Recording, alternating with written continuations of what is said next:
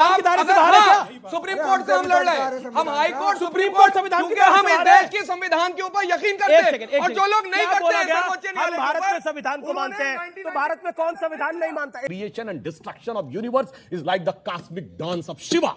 अब बताइए, मैं विनम्रता से पूछता हूं, किसी दूसरे धर्म में बताइए कि उस धर्म को न मानने वाले व्यक्ति ने उस धर्म के भगवान के लिए यह शब्द बोला हो, और वो भी साइंटिफिक किताब में बोला के ही दिन 6 दिसंबर की रात को ही सुप्रीम कोर्ट ने परमिशन दी थी कि श्री रामलला विराजमान को वहां रखकर पूजा अर्चना की जाएगी, जिसे मानने से इन लोगों ने इनकार किया था। सच जरा सा घटे या बढ़े तो सच सच न रहे, मगर झूठ की तो कोई इंतहा नहीं। लाख चेहरे बदल के आ जाते हैं ये, मगर आईना यानी ये सर्वे कम वक्त झूठ बोलता ही नहीं। ये समस्या है। अब सुनिए, ठीक, अब मैं एक और बात मैं एक ऐसे व्यक्ति को कोट करता हूं जिसका नाम भारत से मतलब है ना हिंदू धर्म से। वो एक ऑस्ट्रियन साइंटिस्ट है जिसका नाम है फिट्जे कैपरा। फिट्जे कैपरा की बड़ी फेमस किताब है द ताओ ऑफ फिजिक्स, आप लोग जाके कभी पढ़ लीजिएगा। उसकी एक और किताब है the uncommon wisdom, theoretical physics के बहुत बड़े लोगों में से एक है।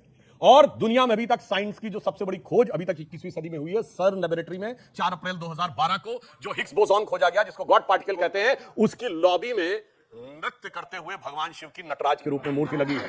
और सुनिए, फिट्जे कैपरा लिखता है कि now the science has come to the conclusion that the perpetual creation and destruction of universe is like the cosmic dance of Shiva. अब बताइए, मैं विनम्रता से पूछता हूं, किसी दूसरे धर्म में बताइए कि उस धर्म को न मानने वाले व्यक्ति ने उस धर्म के भगवान के लिए यह शब्द बोला हो, और वो भी साइंटिफिक किताब में बोला। एक लाइन अब जो इन्होंने कहा था औरंगजेब के बारे में, तो मैं सिर्फ एक कोट कर रहा हूं।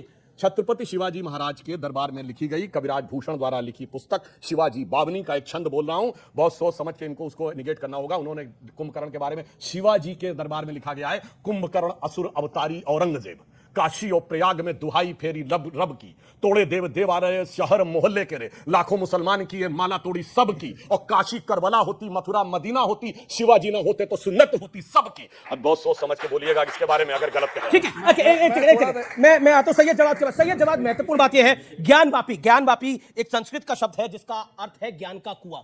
अगर आपके पास कोई फैक्चुअल डिटेल है तो आप इस मंच के इस माध्यम के साथ शेयर करिए। और आप कह रहे हैं कि सर्वे होने में कोई तकलीफ नहीं थी, तो फिर लोअर कोर्ट से सुप्रीम कोर्ट तक, सर्वोच्च न्यायालय तक, वैसे जहां सर्वे को रुकवाने आए थे वहां तो कुआं होता ही नहीं था भाई। सुन लीजिए जी, देखिए, हम आजाद भारत के अंदर 30 सेकंड हम आजाद भारत के अंदर संविधान को मानते हैं, जो संविधान ने एएसआई का सर्वे संविधान के विरुद्ध हो रहा है क्या? अरे पूरी बात, एएसआई का सर्वे संविधान के विरुद्ध हो रहा है, सुप्रीम कोर्ट हाई कोर्ट संविधान के विरुद्ध है। क्या अरे आप मेरा संवैधानिक हक क्यों छीनना चाह रहे हैं? संविधान की दुहाई दे रहे हैं? मेरे से मेरा संवैधानिक हक क्यों छीनना चाह रहे हैं? मंदिर संविधान के दायरे से बाहर बना है क्या? बार-बार संविधान कहां है संविधान? आप नहीं संविधान को, संविधान को नहीं मानते, नहीं मानेंगे आप लोग संविधान के दायरे से बाहर है। संविधान से चिढ़े 52 साल तक कार्यालय में तिरंगा झंडा नहीं फहराया, 52 साल तिरंगे की बात है। विरोध किया है, आप संविधान के दायरे से बाहर है क्या? जानता हूं, संविधान से चिढ़ हो सकती है। अगर अगर किसी के संविधान के दायरे से बाहर है क्या? अपनी लड़ाई लड़ रहा है तो क्या आपत्ति है आपको? सुप्रीम कोर्ट संविधान के दायरे से बाहर है क्या? सुप्रीम कोर्ट से हम लड़ रहे हैं, हम हाई कोर्ट सुप्रीम कोर्ट संविधान के हम देश के संविधान के ऊपर यकीन करते हैं, और जो लोग नहीं करते हैं सर्वोच्च न्यायालय भारत में संविधान को मानते हैं, तो भारत में कौन संविधान नहीं मानता? एक सेकंड, भारत में कोई रिलीजियस कानून नहीं है, भारत में सिर्फ संविधान को मानते हैं। मैं मानता हूं, आप मानते हैं? एक सेकंड, रामलला का मंदिर संविधान के दायरे से बाहर बना है क्या? सुप्रीम कोर्ट के आदेश पे बना है। एएसआई का सर्वे संविधान के दायरे से बाहर हो रहा है क्या? सुप्रीम कोर्ट के आदेश के बाद हो रहा है, हाई कोर्ट के आदेश के बाद हो रहा है। भारतीय जनता पार्टी उस वक्त इख्तियार में थी, और एफिडेविट लगाकर कल्याण सिंह ने कहा था स्ट्रक्चर को हाथ नहीं लगाया जाए। माना था किसी ने सुप्रीम कोर्ट को उस वक्त?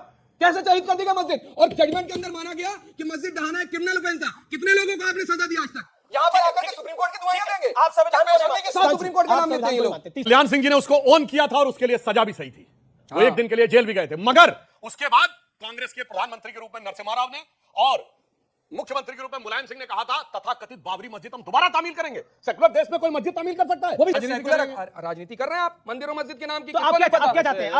अगर सेकुलर मुल्क है, अगर जिस तरीके से राम मंदिर का निर्माण हो रहा है, उस तमाम लोगों ने चंदा भी दिया, उसके नाम का चंदा भी लिया। इस देश की अगर खूबसूरती ये कहते हैं कि हम हिंदू मुसलमान को नहीं लड़ाना चाहते, आगे आकर के माननीय प्रधानमंत्री जाते वहां पे कहते जाकर के, या सरकार मोदी मस्जिद बनवा दे। क्या आप यही चाह रहे हैं ना? ठीक है, क्या आपत्ति है? बराबर करिए ना संतुलन। ये लोग कहते हैं मंदिर मस्जिद का मामला अलग है और देश का विकास का मामला अलग है। मैं दोनों का मिला के जवाब देता हूं। देखिए, जब इस देश विकास के सोपान पे आगे बढ़ा है, उसी समय राम मंदिर का मामला भी एक नए सिरे से आगे बढ़ा है। जैसे 1990 से 92 के बीच में राम मंदिर आंदोलन चरम पे हुआ था ना, यही तो वो दौर था जब बाबरी ढांचा ही नहीं टूटा था, पुराना अर्थव्यवस्था का नेहरूवियन ढांचा भी टूटा था। तभी भारत एक नई अर्थव्यवस्था के रूप में उभर के सामने आया था। 1990 से 92 के बीच में। और उसी समय ये जो कह रहे थे, इनको याद दिला दूं, ढांचा टूटने के बाद भी उसी दिसंबर के ही दिन 6 दिसंबर की रात को ही सुप्रीम कोर्ट ने परमिशन दी थी कि श्री रामलला विराजमान को वहां रखकर पूजा अर्चना की जाएगी, जिसे मानने से इन लोगों ने इनकार किया था। अब आगे की आपको बात बताता हूं। उसके बाद अगला बड़ा अंतर आया सर्वे, जिससे डर रहे हैं, वो 2003 में आया सर्वे।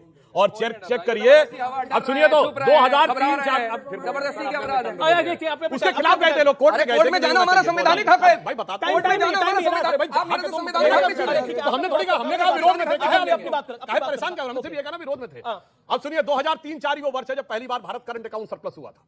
2003-04 में हम पहली बार एक क्वार्टर के लिए चाइना को पीछे छोड़े थे। अब देखिए, जो दोबारा सर्वे होने का आया, जाके चेक करिए, चाइना की ग्रोथ रेट नीचे और भारत की ग्रोथ रेट ऊपर जा रही है। कब? काशी विश्वनाथ के सर्वे में। अरे भैया समझ ही नहीं पा रहे हो, क्योंकि सुनिए, भावनाएं नहीं है, वो मंदिर कोई इमारत नहीं है और तारीख कोई तारीख नहीं है, ये भगवान है। तात राम नहीं नर भूपाला, भुवनेश्वर कालहु कर काला। और एक और बात कहूं, अगर किसी को मेरी बात पे शक है, कोई कहे मैं धार्मिक बात कह रहा हूं, तो मैं बताना चाहता हूं, 9 नवंबर 1989 जिस दिन राम जन्मभूमि का शिलान्यास हुआ, उस दिन जाके देखिए देवोत्थानी एकादशी थी।